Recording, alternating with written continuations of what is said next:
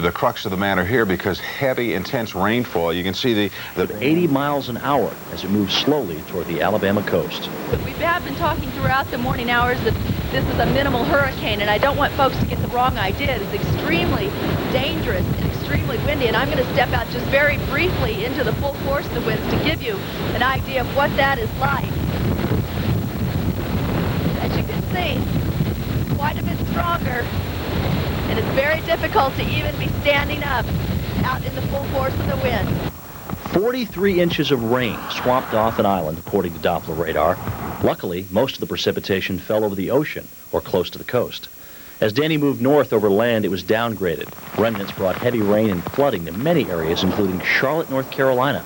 Danny led to 4 deaths and over $100 million worth of damage. The next storm, Hurricane Erika, the only storm to develop in the deep tropics, was the only major hurricane of the Atlantic season.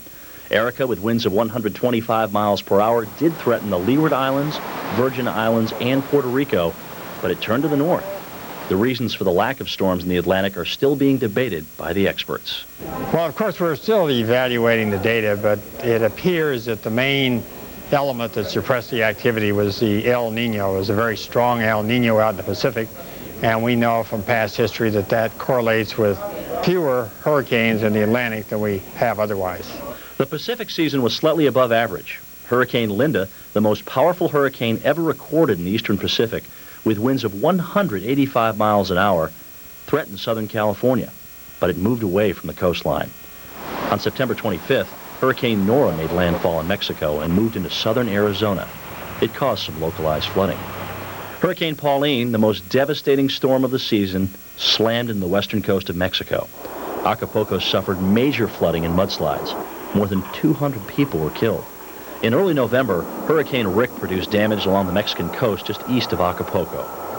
Overall, the '97 season was relatively quiet, but as demonstrated by Hurricane Pauline, it only takes one storm to cause massive destruction and loss of life. I'm Jim Cantore, the Weather Channel. And we close out this weather scope with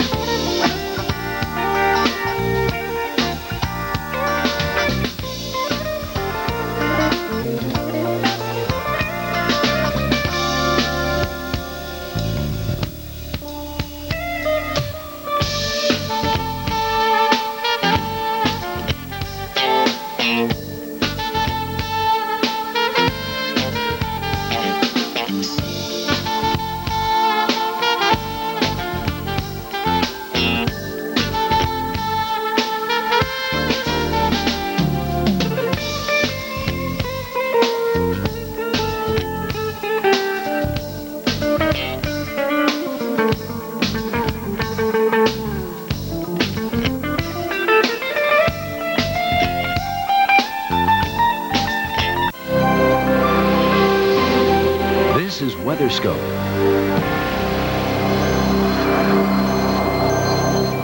Well, the turkey is gone, the in-laws are gone, but the cold, rainy weather will be hanging around on Monday morning, especially in the Northeast. Hi, I'm Christine Abernathy. And I'm Mike Seidel. Thanks for watching. The wet weather did not play favorites on this very busy travel day, as you had rain in California, Florida, much of the East getting rain, even freezing rain and snow.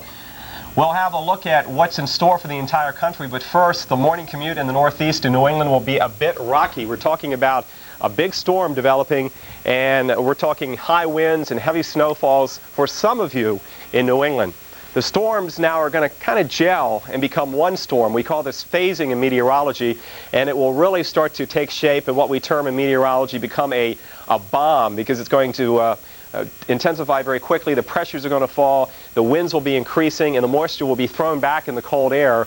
So there is certainly a decent potential for a very big snowstorm, not in Boston, not in New York, but in places like Bangor and Portland.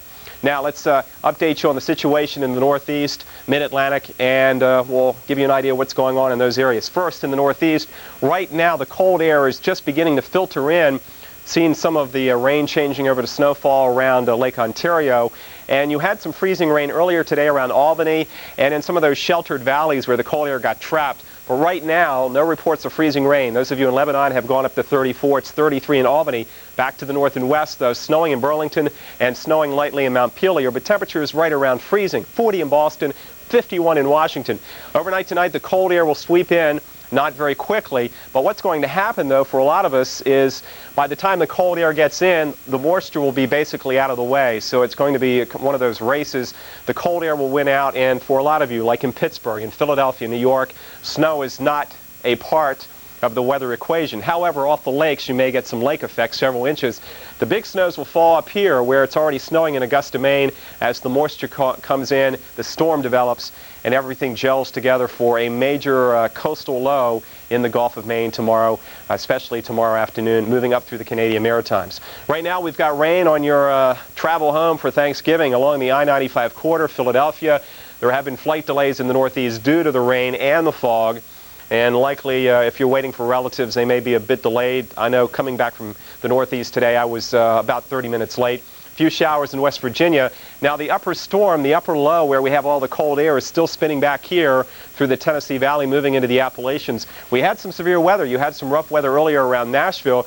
This is going to be spinning its way in this direction, so we can't rule out some more rain tonight, maybe a clap of thunder around Raleigh and Richmond and Charlotte, but the heating of the day is gone, so as a result, there's very slim chances of any destructive weather, severe weather that is. Here's this storm moving out. Here's our next storm coming in. More on that. Here's Christina.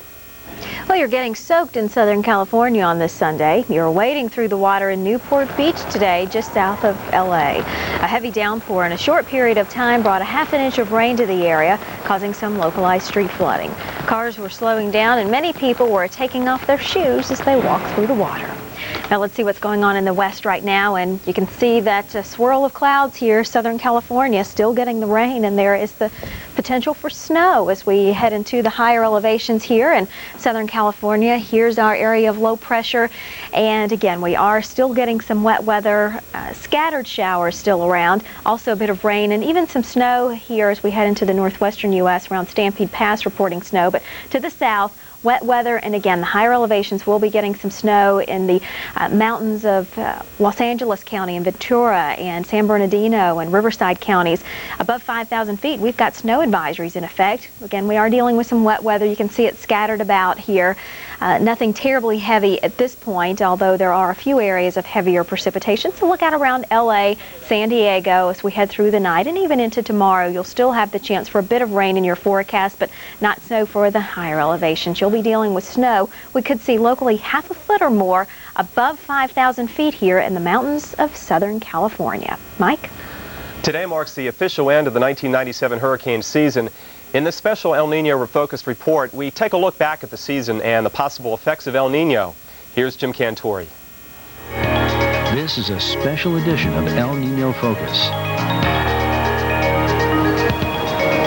Thankfully, scenes like these were rare in the Atlantic tropical sector in 1997.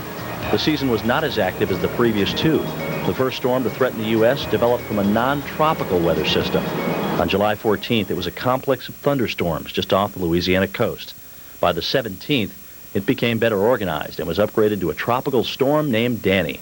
Strengthening continued, and Danny became a hurricane, making its first landfall near Empire, Louisiana, Friday morning. We check out a radar out of the region to show you the wet weather and really the fact that this hurricane is not moving very rapidly. That's really the crux of the matter here, because heavy, intense rainfall. You can see the bands with the eye at approximately in this position here, and the bands of heavy rain just wrapping around the center of the system, moving on into Alabama. Danny reached maximum intensity with winds of 80 miles an hour as it moved slowly toward the Alabama coast.